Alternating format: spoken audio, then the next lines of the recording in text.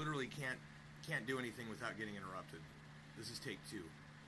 I was just doing a video on the fact that I had made a comment on a video, or rather on a post alluding to a video that was coming out from High Impact Flicks, talking about the fact that his bank teller had shut down on him.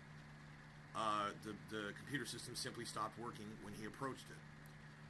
I commented that this happens to me at auto parts stores, gas stations, where the credit card machine reader will go down, their network won't work. Especially when the card's the only method of payment that I have, and I've already put gas in my tank. That's always fun.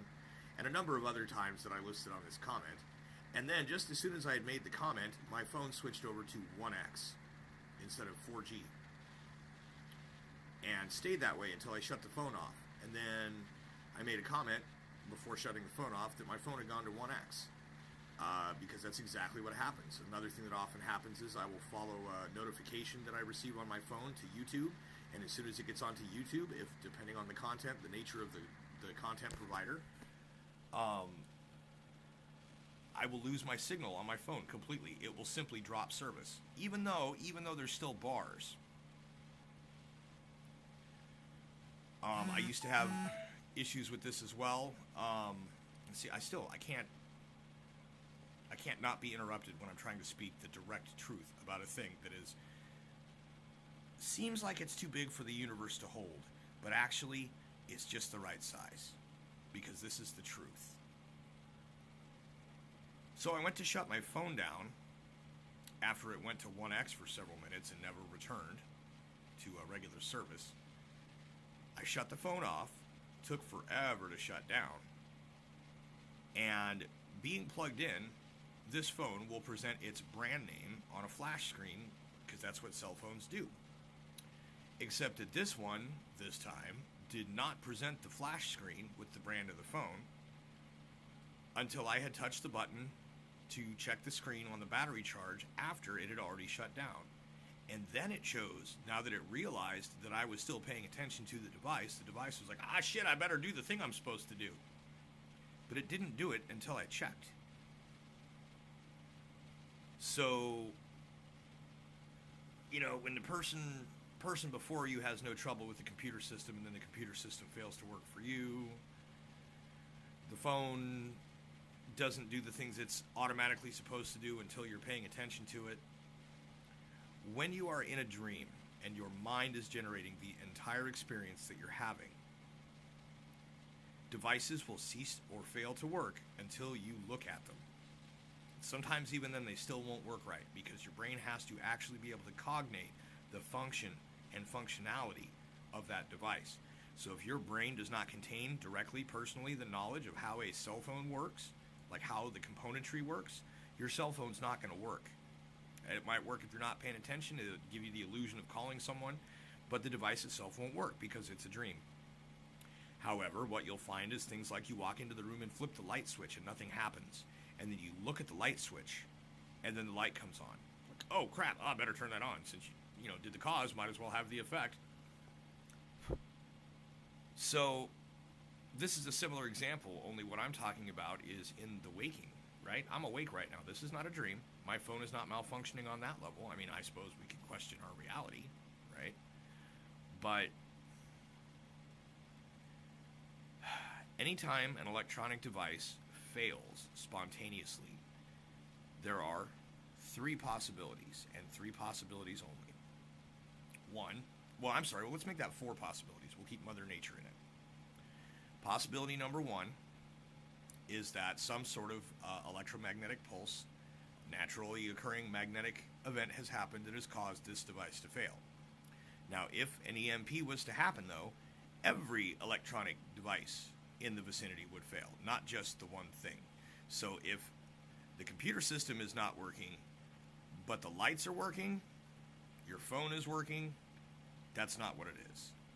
Number two, it's possible that there's some sort of electronic harassment happening if this continually happens to you. It's possible that something, somehow, someone, somewhere, in some way is able to shut your device down, or somehow is, quite wastefully, to be honest, keeping track of your motions and movements and actions and deciding what things aren't going to work for you. It's kind of abnormal. borders on a naturally occurring scenario because you're talking about a higher power. Not very likely, but it's possible. Number 3, more likely, something in your mind has violated something about the universe's standards or principles or whatever, and this basically causes the device to fail. If you monitor your own thoughts carefully, you oftentimes will find thoughts that you think that go outside the bounds of whatever the confines of what most people are willing to accept, and you may find that some devices around you begin to fail. This is what happens to me quite often. The 4th possibility is that the experience that you're having is not real. I'm not saying that you're hallucinating. I'm saying it's possible that you're dreaming. Or, if you're positive that you're not dreaming, then reality is not what you think it is. So, you've got some sort of naturally or otherwise scientifically explicable occurrence which would have to have a broader effect than a single device. You are looking at a very improbable electronic harassment scenario that most of us that experience this kind of thing are not any particular danger in that sense. Philosophically, maybe we are, but physically we are not. Or it's your own psychic manifestation ability in yourself, something about your own mind exceeding your boundaries of your person and interfering with your environment. Or that effect happens not because of psychic ability, but because the experience you are having is generated by your own mind.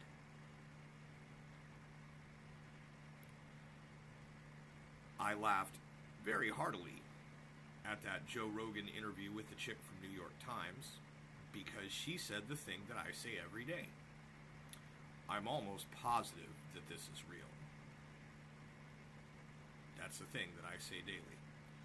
Because there is so much unreal shit going on that it's really hard to believe that any of this actually is real. I suppose the day that I become utterly convinced that it's not real is the day that the real wild shit starts happening. That would be my guess. So anyways, without further ado or inviting further interruptions, just consider that anytime you have those kind of spontaneous failures around you, there's only really a couple explanations for it. But the best way to look at it that I've found is it's a kind of combination of a few. So your own mental interactions, the fact that sometimes reality is pliable or not really real, the possibility that our entire conscious human experience that any given one of us experiences is imagined. That's likely, actually. And if it's not that, then some other weird paranoid kind of situations. But I gotta say, the electronic harassment concept fits right into the idea of having a nightmare, because there's definitely times when harassment occurs within a dream. So it all basically keeps coming back around to reality not being what people think it is, not being real necessarily in any sense that can be proven, and that the dream world is probably as coherent as the waking world, but on either side of that veil, we don't seem to be able to notice that. But as far as I can tell, there is little or no difference between the two states as far as the way that things work. It's just a matter of understanding from a waking, what we call the waking side on this side, the rules and stipulations are slightly different, but there is a direct correlation to how they relate to things on the other side. So just because a certain way of thinking on the other side that you can recognize on this side works on the other side, it won't necessarily work on this side. But it's possible that if you can remember something from the other side onto this side, that there are ways that you can make things work the same way on this side. thinking as far as like lucidity or whatever else goes, but it's not the same. It's like a different set of rules for a different level. So anyways, this video's gotten long. I'm going to let it go here.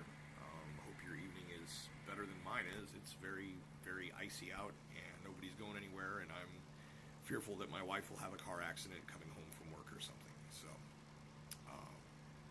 here's hoping that my cell phone service doesn't decide to completely cut out, since I've decided to talk about something that the universe does not want me to talk about.